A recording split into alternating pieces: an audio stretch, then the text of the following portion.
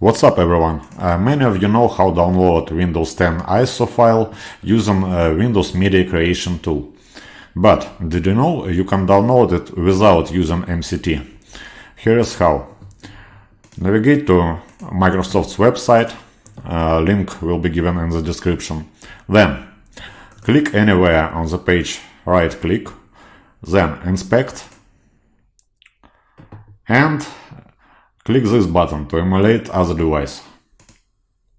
Now refresh the page.